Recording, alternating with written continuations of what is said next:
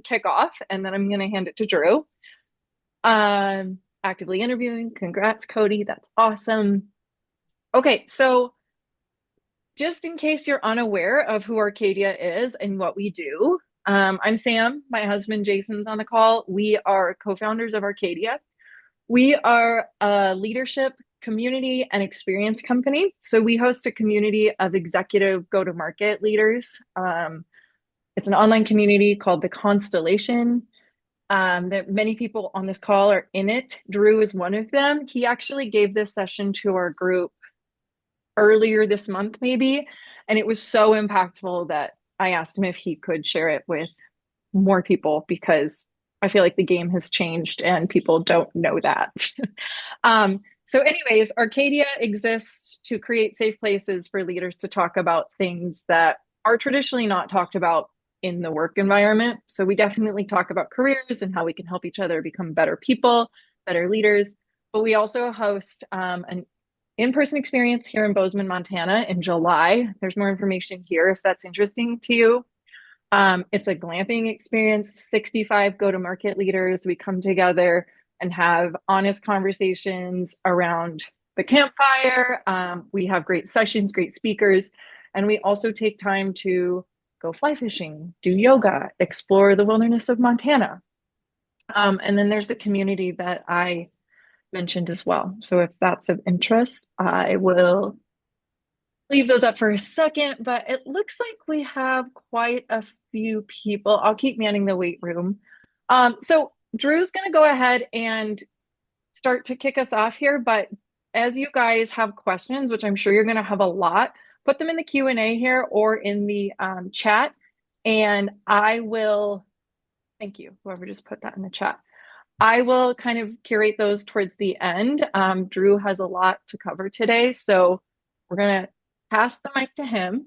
Everybody get your notebooks ready because you're going to be learning. I just know you are. So I'm going to stop sharing my screen and pass the mic to you, Drew. Sure, thank you. Let me pull up my slides and share them really quick. Um, so that let me get to the right spot. Drop a one in the chat while Drew's doing that if you are an active user of Claude. Let's do that. All right. Um, is that, I that's, see Slack. yeah, that's not the right one. Let's do this. How's that? Great. Cool. Perfect. All right. Um, well, I'm really happy to be here, guys. I love talking about this. I kind of figured it out on my own.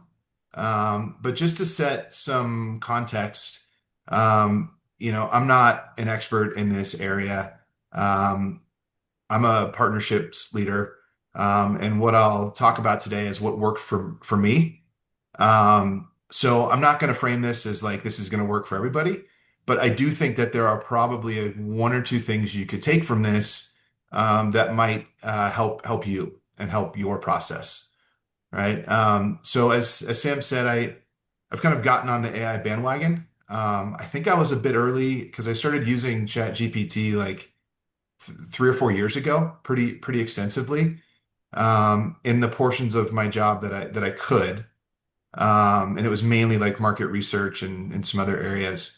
But today, in my role now, I'm probably using it 2 to 3 hours a day.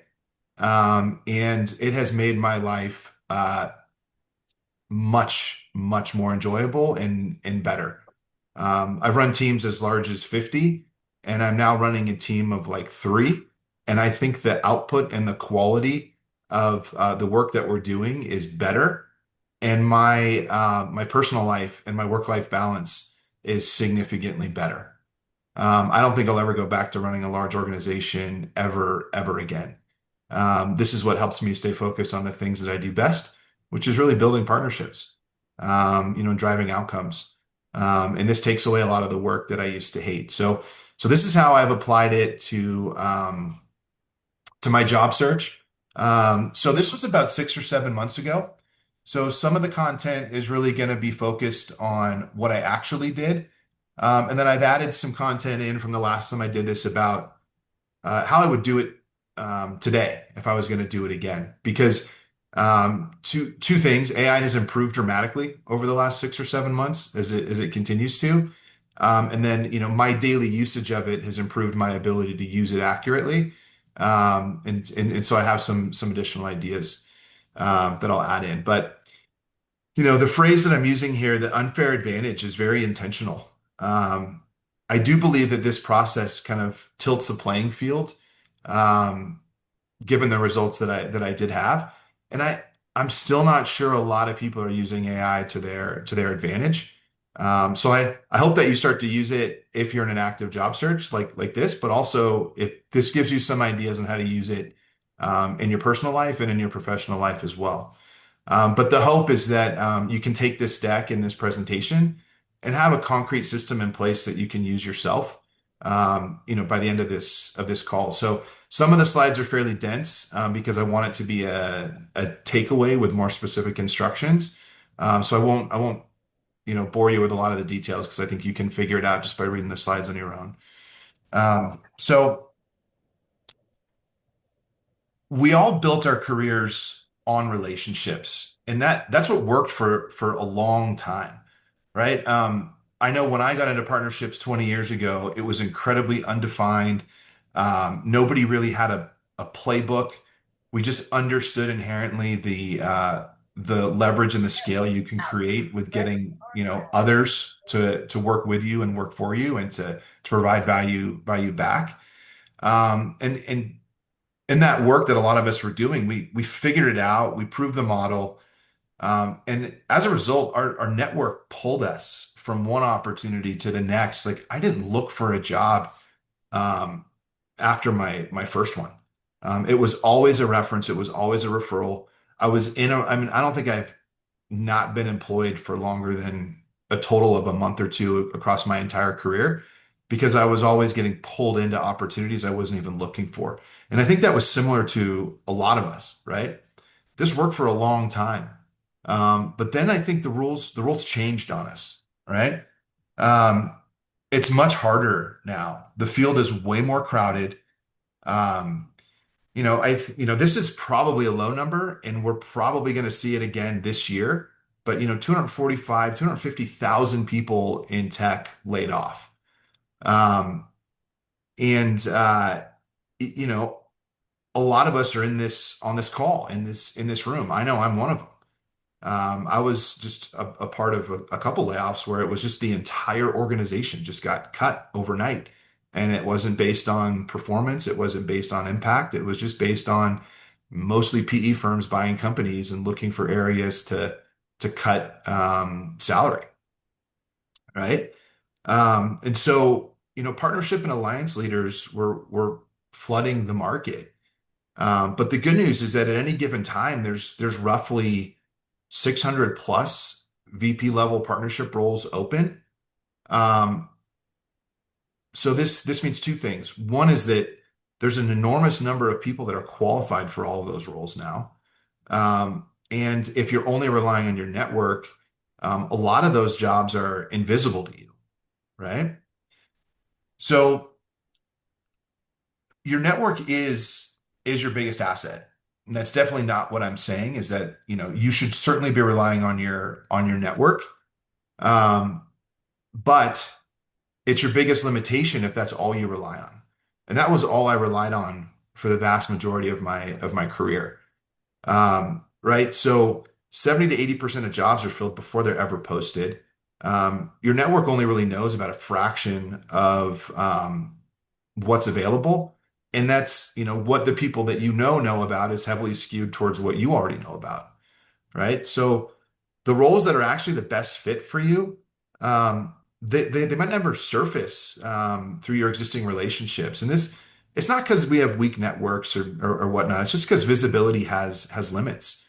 Um, so, this is not about abandoning networking. It's just about scaling past it. So there's two things that can separate you at this level, right? Like what can you actually do to differentiate? I think there's two big things. Um, Proof of specific fit, right? So partnership functions vary wildly across industries. I've set up ISV ecosystems at cloud companies, which was incredibly different against like distribution partnerships in the insurance segment.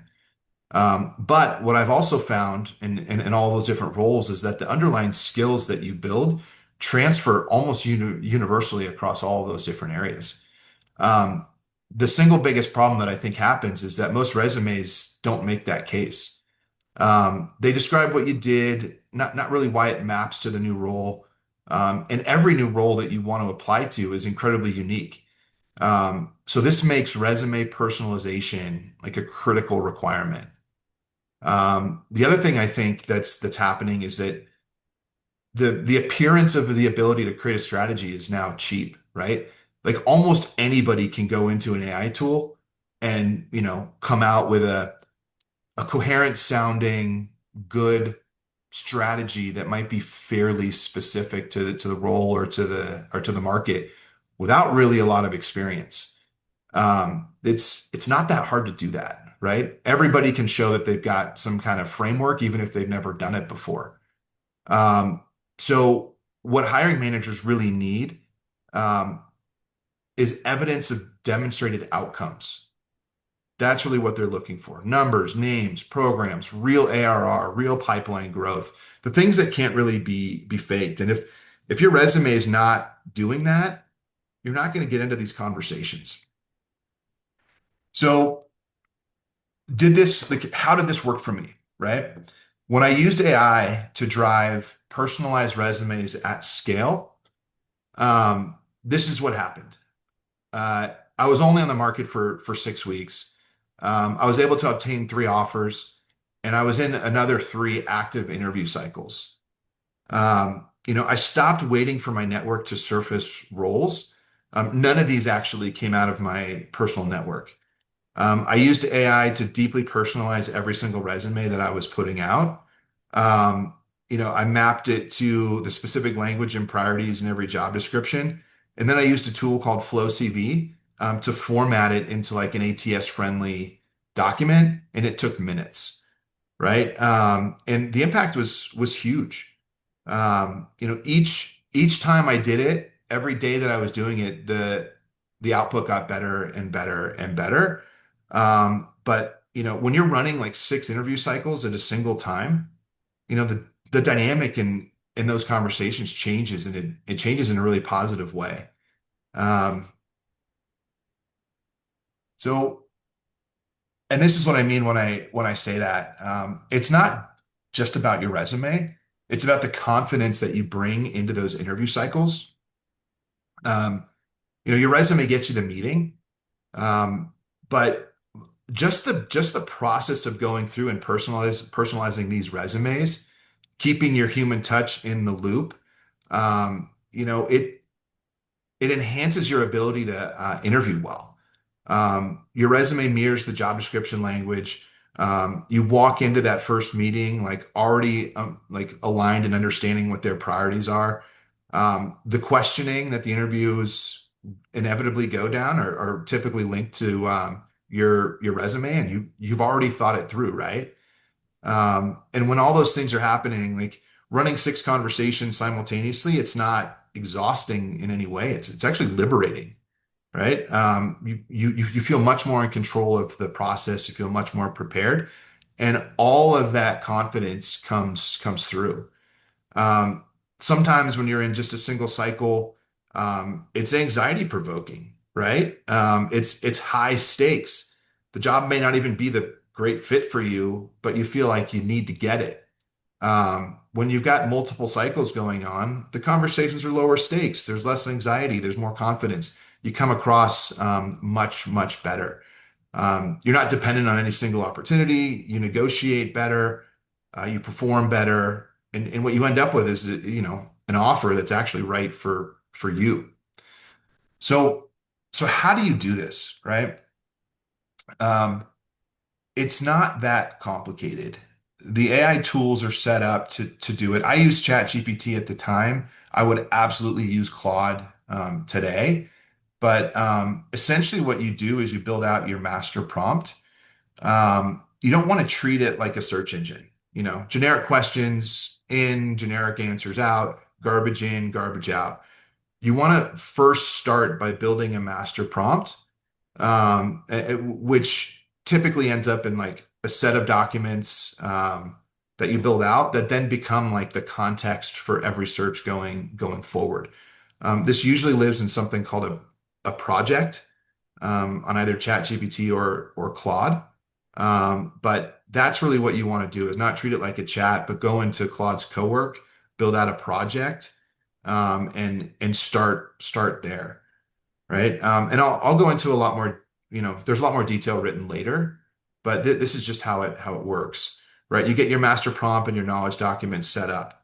And then you start to treat it like a chat, right? You surface a role, you feed in the job description, absolutely keep yourself in the loop, never publish like raw AI output. You always want to confirm, and this also helps you prepare for the interview process as you're looking at each one. And then you pop it into FlowCV or a tool like that, and you get an incredibly well, polished, great looking, formatted resume in like minutes. Um, so not only that, and this is I'm going to start to get into a couple of things that I would do differently now, but this is kind of what I was doing then. So not only was I just generating the resume, right? But I was using it to help me early on to help me understand how I was a fit and why I was a fit. And one of the best things that you can do is build a project once, drop in the job description, the company URL. But what you really need to do is the prep work to get what are called star stories. And I don't think a lot of people do this, but this is what bridges the gap between those that say they've done it and those that have actually done it, right? STAR, STAR, situation, task, action, result. Every single bullet point on my resume is in a star format, right?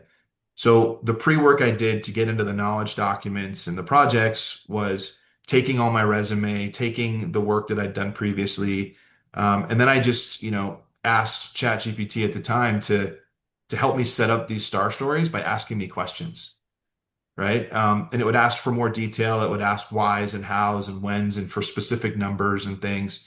And it set up like 8 to 10 of those star stories. And then that was like really the primary set of information it was using to craft the resumes and then the cover letters, right? AI can't really invent good stories for you, but it can deploy yours with like extraordinary precision to exactly what hiring managers are looking for. And then the other thing is that I wasn't really following typical resume structures. Um, what I was doing was taking those star stories and making them the headlines, right? There was always a header, there was always the target role I was applying for, which was very personalized, a professional summary, which was again personalized. But then came the star section, like the 4 or 5 of the stories that were specific to that role. And then after that came my experience, right? And then after that came my education, skills, whatever else I needed to put there. But I always put the why me front and center. That was heavily personalized way before my job history. And I think that was one of the things that was really effective. And again, this is super easy to do when you're just telling AI to do it for you and format it this way. So this is what I did do. What I would add in now is you that same project, but just asking for more outputs, right? I would do better with the cover letters. I would ask it to then create a cover letter after it crafted the resume. And again, there's a lot of stuff in here about how I would think about improving cover letters.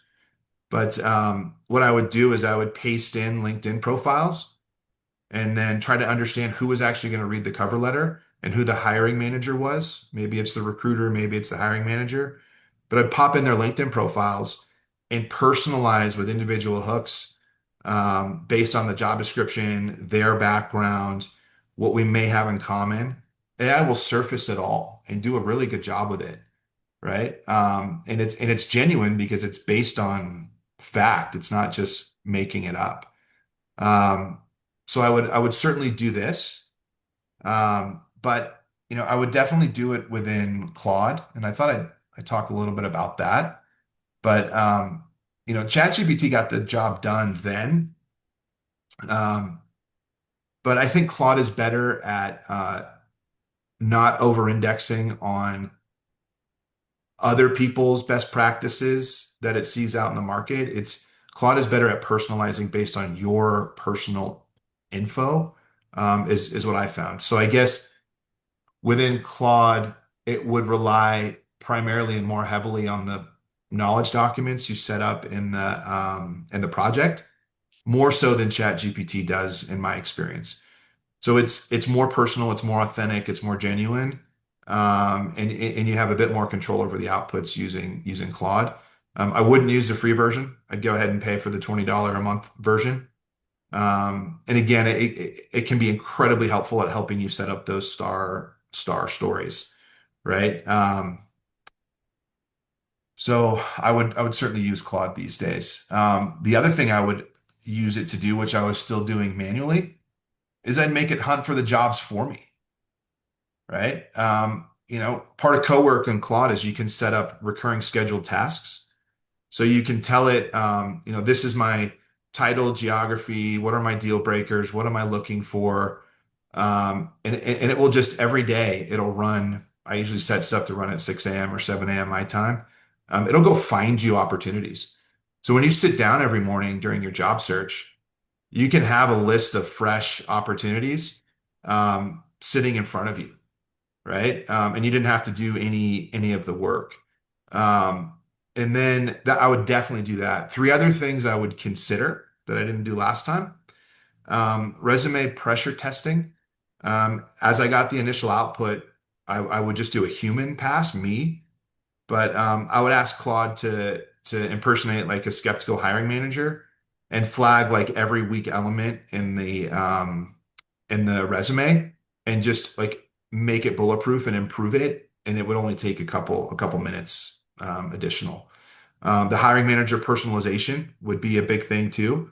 I'd pop in their LinkedIn URLs if I can find out who it is.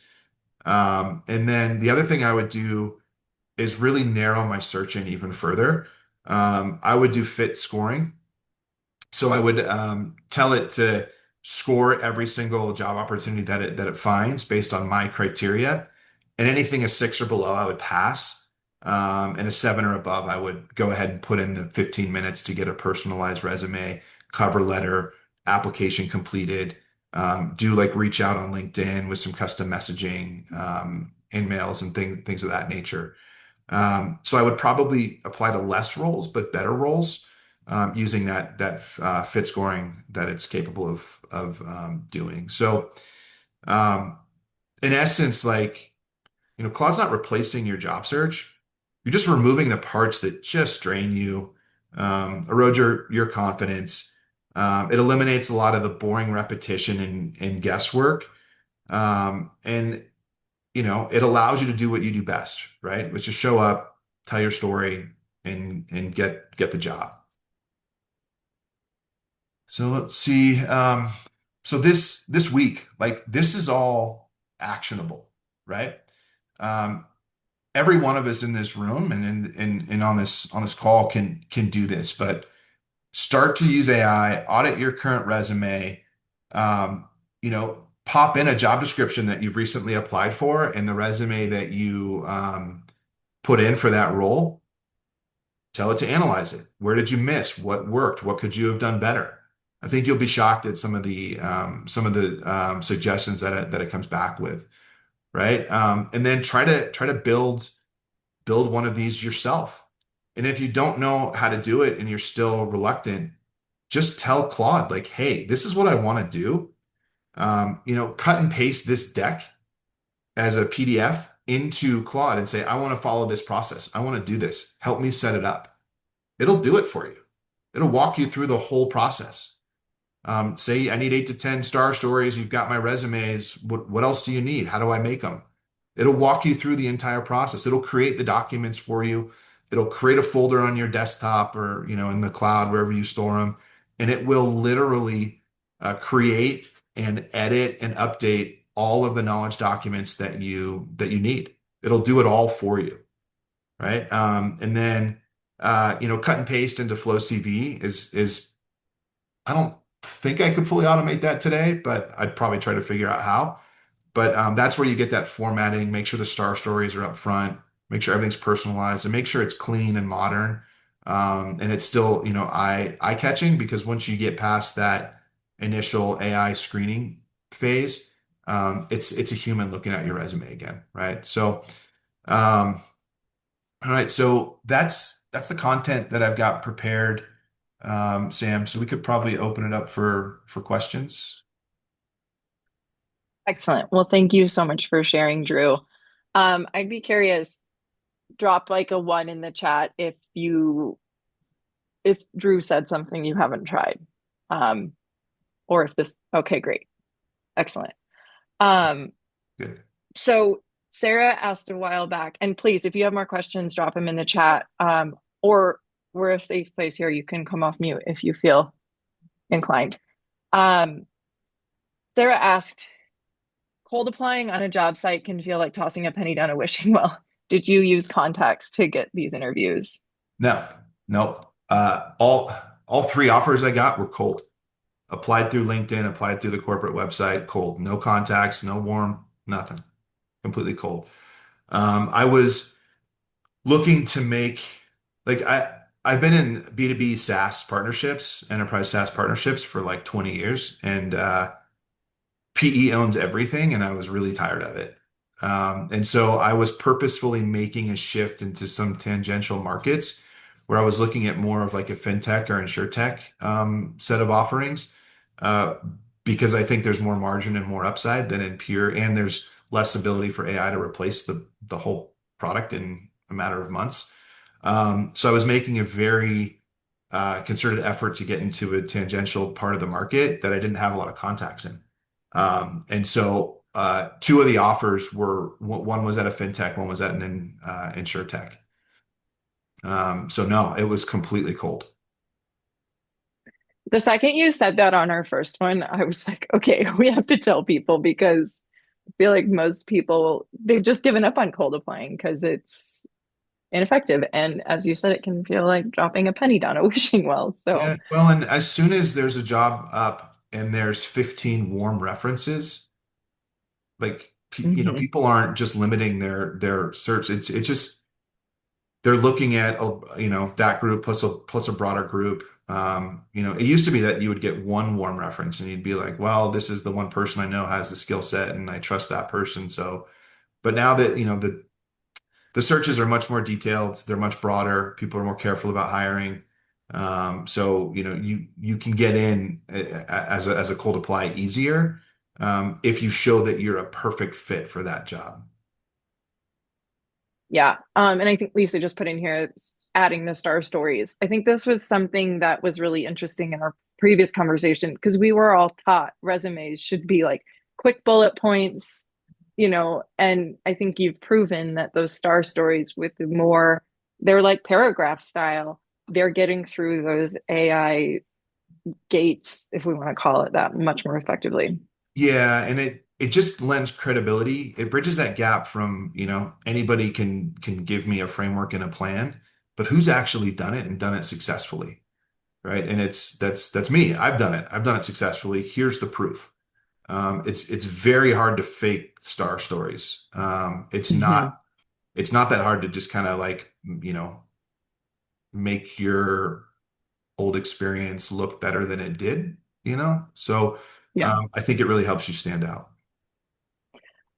Not to put you on the spot here, but lots of people in the chat are asking if you have a resume you can show just so they can see the Oh, format. probably.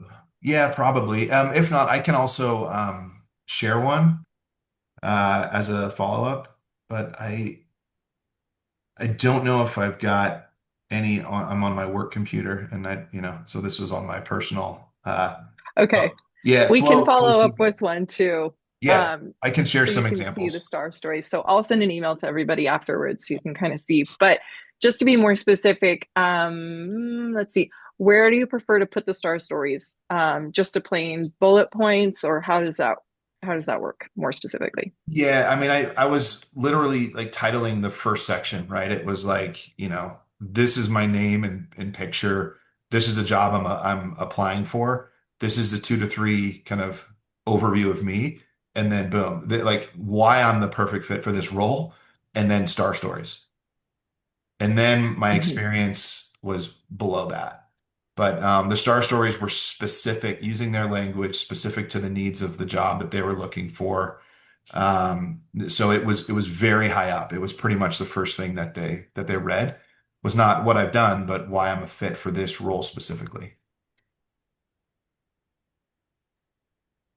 Okay. Let's see. So a few questions here. One is we all assume mass apply bots are creating a lot of noise and making filtering of resumes crazy for recruiters. You may or may not have an answer to this, but any sense of how HR is changing? No, I definitely think AI is being used. Like you look and you see like, there's 1,000+ applicants for roles, right? So they're definitely like using screening processes. I don't know the specifics as to why, but for whatever reason, the content I was putting in and it was personalized and using their words, which was all done by the AI projects. And then the formatting that FlowCV used was very ATS friendly, like very ATS friendly. So I mean, I got more callbacks for roles that I just didn't enter into the process with. Like one of them was at Snowflake, right? Like there was some big corporate clients. I applied cold to a VP level role there and got into the interview cycle, and was Crazy. already going to accept an offer, so I passed on it. But yeah, I mean, it's working, and it works at startups. It works at larger ones. It seemed like this was getting resumes selected through the AI-backed ATS process. Yeah. Did you stay within the two-page max format for your Yeah, resumes? yeah, yeah, Yeah. yeah. Okay. Because that's one of the things. We all have this tremendous wealth of experience, especially those of us who've been doing this for 20 years. And there's so much you could put, but using this kind of process, really narrows down what you actually should put. So it removes a lot of the fluff, and things that I was really proud of that I thought were important. Claude or ChatGPT was deciding it's not important to this role and was removing Mhm. it. And that was hard at first for me. But once I kind of trusted the process a little bit more, and allowed it to remove things, it worked really, really well. Now, that was probably the toughest part of the process for me. Um, I had a lot of great experience that wasn't making it into a lot of the resumes, but I just trusted it. And I think that was one of the things that you chatted about earlier that was really interesting too, in that having these conversations with ChatGPT at the time, it maybe highlighted things that you overlooked or gave you new confidence in tasks or projects that didn't seem as important. Yeah, I'm not great at talking about myself. I'm not great at like highlighting my achievements. So, kind of taking myself out of that loop and allowing the AI to do it for me was much better than me doing it myself. Sometimes I was Mhm. like, "Oh my God, that's really awesome! I did that," and it would have never said it in those words or framed it in that way, but it's true. So that was really helpful. And the other thing is that you want to stay in the loop and review them all and read through and make sure you know what's going out for accuracy, but also because it does help you prepare for the interview process too. Okay, so this is a question I had too, and I see a lot of questions. We will get to them. Lisa just asked, how did you set up Claude to check on new jobs with the criteria you set? My question was, did you use the Claude Chrome extension to do that, or Yeah. how did you actually do that? So I didn't do it last time. That is something that I would do this time. I was doing it manually.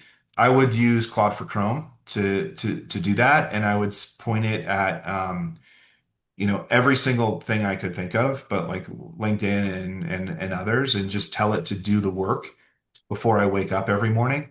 And it will go and find the information, and it will do a better job and find alternate resources than you would ever even think of.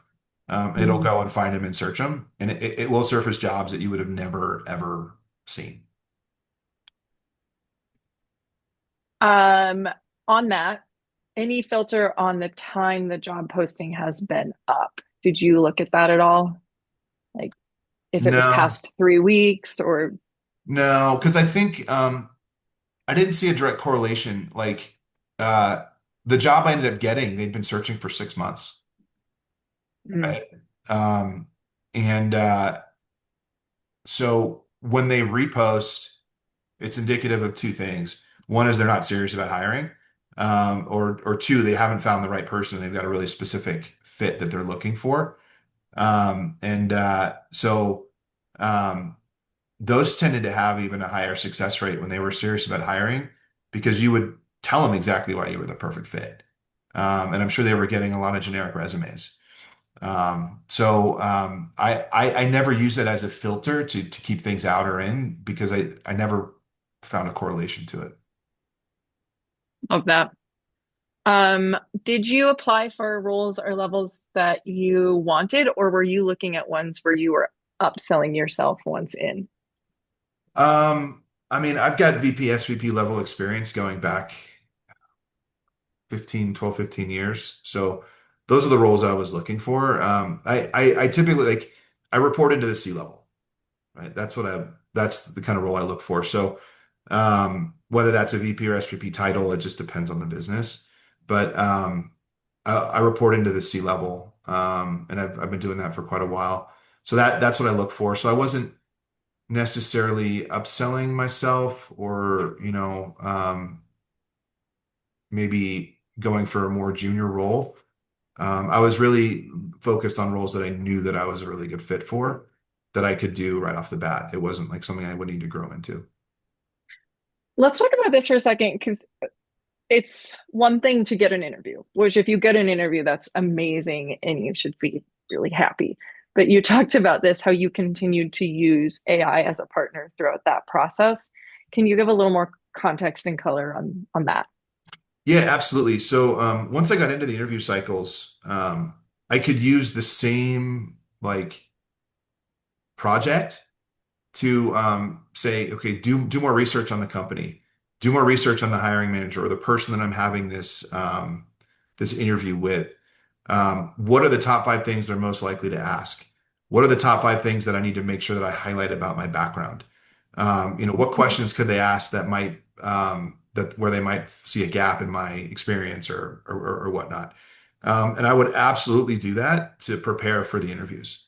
I would personalize it and go through the prep, but it would take 5 minutes of prompting, 5 minutes of discussion, and then I'd have a document, and it would be a 3 to 5 page Word document or Google Doc, and then I would just read it a few times before the interview, and then Mhm. I would take 15, 20 minutes. So prep for the entire interview was like, 30 minutes maybe. So I would absolutely use it to prepare myself by just having a conversation. Like, and if you don't know what questions to ask or how you want to prepare, you say, look, this is me, this is the role, this is where I am in the process. What should I be doing to prepare for this interview? Tell me what to do. Claude will tell you. Yeah. I think that's one of the most, if you are new to AI or you're still figuring this out, like you said this earlier in the presentation, but I will just second it that it's phenomenal if you just tell Claude, here's what I'm trying to accomplish. Will you walk me through the process? It will literally do exactly that. And you mentioned this even for your master prompt. Like, yes, you should upload all your resumes and give it as much information as possible.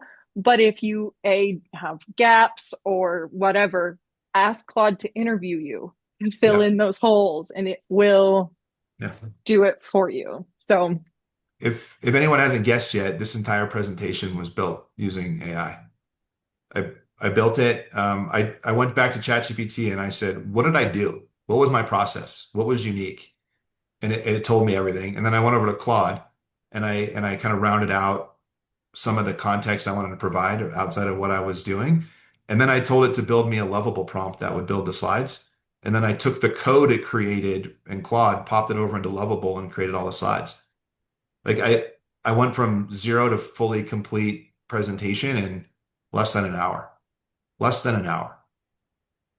And you guys, Drew is a very accomplished professional, but he's almost also a normal guy. Like you also can do this. I feel like there's a like a what's the word I'm looking for? People are scared of AI or they don't know Yeah. what to do. Like just go try it. Like it's really, really something. Yeah. Lauren, I so wish it is not sponsored by Claude. I was actually going to say that, but we Uh, should email Anthropic and say, listen, I need an um, affiliate link. So we do have a few questions about so recruiting. Has this experience changed how you recruit, screen, or hire, or are thinking about that? um, that's a great question. In my role now, I'm not hiring.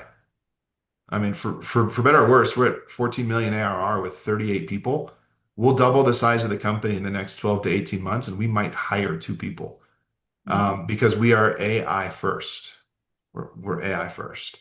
It was one of the things I was looking for, and one of my hard requirements as I went into a new role is I didn't want to be managing huge teams anymore. I wanted to be using AI to run highly efficient, highly effective teams. And that's what we're doing. So yeah, we're having tremendous success utilizing AI throughout the entire business. So I can't answer that question because I haven't actually hired anybody. It used to be something I spent an insane amount of time on. But it would almost certainly, like I would be taking the final couple resumes that got to me, um, popping them into Claude. I would have built a knowledge document based on what I want and the outcomes I'm looking for, and I would be popping the resumes in and saying, who should I be interviewing? Like, you know, absolutely. And then, what questions should I be asking to identify strengths and weaknesses? Where are gaps that I'm missing? What am I not thinking about that where they may not be a fit for this role? Like, what should I be testing for? Absolutely, I would make it a part of my interviewing process and probably selecting resumes. So I think the other part of that too is just using this process. Not only does it help you elevate your chances of getting an interview and all of that, but you're also building experience, which is valuable for your company and team as becoming more proficient with AI. So double-edged sword there. Um, we have some questions on tools. So Christine's been using Gemini so Yeah. far. Is it worth paying for Claude, or should she try to replicate these tips in Google? What I have found, you could certainly replicate it in Google. What I found is that ChatGPT versus Gemini versus Claude versus others, they all have different strengths and weaknesses. I personally feel at this point in time that Claude is better at that deep personalization because it focuses more on your knowledge docs first, as opposed to broader industry research that it does. Um, but it changed. Like so many people are so pissed off about Opus 4.7 at Claude. Like it's like a disaster for the last 30 days, according to a lot of people. So it changes so fast Mhm. that like I don't know how to even answer that because I was all ChatGPT for so long, and now I'm all Claude. I do use Lovable a lot for building decks. They're not really decks. They're applications that you turn into slides and you can click through them, but it's actually a web app. So they're not really slides.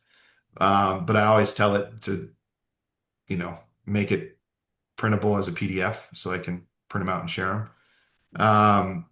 But yeah, Lovable is probably the best slide building app, even though it's not building slides that I found. Although I haven't used Yeah, Claude Design yet. I haven't started using Claude Design, and I probably should. there Um, you go. Cara just asked, why would you use Level as opposed to yeah. Claude? The designs are way better. Well, they were. I mean, it's changing so fast, guys. Like you have to really stay on top of it. But I will probably start playing with Claude Design soon. Um, but they weren't really doing that up until a week or two ago, right? Like it's crazy. Also, like I just did this with Claude. I was looking to create like a design image and I asked it which tool to use. And it told me a tool I'd never heard of. But Yeah, if you don't know the answer of how to use Claude, just ask Claude that's good. or whatever platform you're using. Yeah, Um, so yeah, let's see. Gamma.app for slides. Pete says using Claude Design today, actually on a presentation, yeah, first time using. So far, it's good. Okay, what other questions do we have? And if I missed you, please drop it in the chat again. I'm trying to keep track of things as they go through here. But I guess the takeaway for today is A, Drew is extraordinarily generous in sharing this information with us. Like he's not getting anything out of this other than helping you all get jobs. So thank you so much, Drew, for that. Um, do you do anything special with your LinkedIn great question. profile? That's a great question. It's a great question. Um, I generalized it um, way more than it was before because I was trying to kind of move into a separate tangential industry. And now it's different again because I'm using it for lead gen, right? So now it's hyper specific to what I'm doing today because I am posting a lot of content that's all Claude generated, and then I am doing outreach using Claude and Chrome. And it's personalizing and customizing who I should contact with why and what message, and then it's doing it for me in the Claude for Chrome window. So I'm starting to where LinkedIn was very static for me. It's starting to become very fluid and flexible depending on what I'm trying to do at that time. But I did generalize my profile a lot when I was in the middle of the job search. All the That's really specifics were in interesting. the resume. My LinkedIn was very general, but it aligned with all of the work experience. So Selfishly, I want to have another session with you on your prospecting efforts because I think that that's yeah, very interesting as well. So, okay, any other questions as we go through this? Um, I guess the takeaway should be today, as we're just seeing if there's any further questions, is go try it. Like, there's no yeah, harm in trying this. Absolutely not. So if you're nervous or you haven't, just go try. yeah. Just going through the process. You'll learn. And then in your Mhm. existing job, even if you're not looking right now, you'll start to see like opportunities to use AI. And then you'll just get more familiar. You'll stop using it as a chat tool. You'll start setting it up as like a workflow. And you just like, if you don't know what to do, you just keep asking the tool, like, how do I improve this? How do I make it better? How do I automate it? Like, what information could I give you that could make you do an even better job for me? You just have to take a step. If you haven't yet, you just got to take the first step and you'll be amazed at where you are in 30 days. Mhm. Yeah, I think the other thing is Drew started the call like this, but you typically have a AI first philosophy about your life and Yeah. you're trying everything. And I think that that's a really interesting way to think about it too. Like, for example, this is a silly example, but our kids are in like a million sports right now. And the amount of emails I've gotten about said sports practices and where I'm supposed to be was so overwhelming. So I just sent them to Claude and said, send calendar invites of where I'm supposed to be and when, and copy my team. And it was done in 3 seconds. So Yep. Yep. don't do work without thinking if AI can do it first. My wife and daughter went out to New York City for a girls' trip for spring break and um, planning like planning and itineraries it's not my wife's strength. And so she basically said, here's all the things I want to do, and I want this to be like the greatest trip our daughter's ever taken. It's like, well, shit. The bar is high. Yeah. So I took it all and popped it into ChatGPT and created an itinerary that like literally blocked. the activities they wanted to do on particular days in particular parts of the city. Included all the Mhm. addresses, asked where I needed to get reservations, and had a full, complete itinerary for like 4 days of running all over New York City, with shows and restaurant reservations and, the Jellycat Cafe, which if no one knows what that is, I'm happy for you. Um, like, and like it just did it all. And it probably took me an hour as opposed to what my output would have been 10 times worse, and it would have taken me 10 hours. So like I use it extensively everywhere. I'm probably doing 2 to 3 hours of work within Claude every day for work. And then I'm doing another 2 to 3 hours a day of actual work, like phone calls and things. And I'm working 6 hours a day, and I'm more productive than I've ever been in my entire life. And I'm done so I can get the kids to their 4:30 practices. Right? I'm way more Mhm. present. I'm way more happy. I'm way more productive. I'm way more effective. And it's all because of just jumping in and figuring it out. Amazing. Well, everybody, please join me in like showering Drew with thank you and appreciation because this truly is just out of the kindness of his own heart. Um, so I will follow up with an email. If you guys have any further questions, let us know. But thank you for joining. We are rooting for you. We are wishing you the best of luck. You are going to land on your feet. I fully believe that. Go use AI. And Drew, thank you again so much for your time. Yeah, I get so much out of the Arcadia community that I'm happy to give back a tiny, tiny little bit. So always happy. We appreciate you immensely. All right, everybody, go use Claude or Gemini or whatever and get yourself a job. We'll see you next time. Thanks, guys.